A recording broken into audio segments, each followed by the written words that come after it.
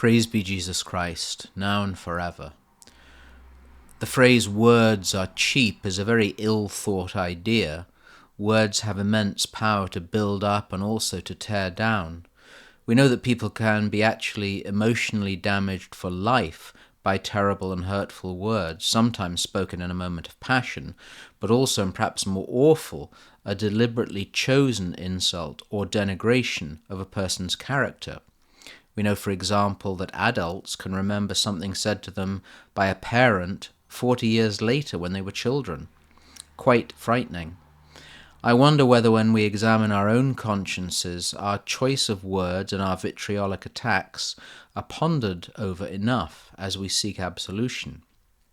Just as our use of words is important, and we must never forget the biblical injunction so often to silence, so with names. We've thought before about the importance of a name, particularly our baptismal name, our confirmation patron, and if one enters religious life, the name either chosen or given.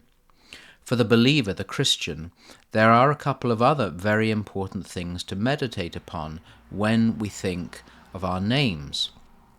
This came to mind reading a few words of St. Gregory the Great for the feast of St. Mary Magdalene, the Apostle to the Apostles, which we celebrated back in July. I'll quote the paragraph of St. Gregory in full. He writes, "First of all, he called her by the title common to all her sex, and she did not recognize him. So now he calls her by her own name, as if to say plainly, 'Now recognize the one who recognizes you, for I know you not in some general way along with other people, but personally.' Place your own name instead of Mary Magdalene.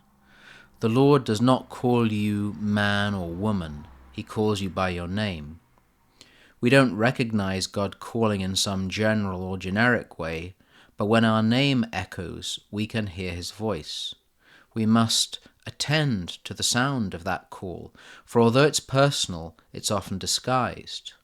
More than this, though, St. Gregory makes a profoundly important point for all days, but perhaps in a particular way for our times. Anonymity is everywhere, especially in our cities. Not only do people not know each other, often it seems they do not want to know each other. There is, we're told, an epidemic of loneliness, particularly with young people, the true pandemic. Yet God knows our name. He is not distant. He is not distant. He calls us and knows us far better than we know ourselves. More than that, and more extraordinary, knowing us, he loves us. This is good news. This should be a major part of evangelization, that no one is truly alone. And what makes a community, or better than a community, the church, is that we are not an amorphous mass. We are brethren, known by name. It has even more significance, the critical point we constantly need to be reminded of, what is called divine filiation. Again and again we forget, but again and again we must be reminded. We are children of God through our baptism. The Father looks upon us as brothers and sisters of his beloved Son. What's in a name? A great deal more than we might imagine. Brethren, be sober, be vigilant, because your adversary the devil, like a roaring lion, walketh about, seeking whom he may devour."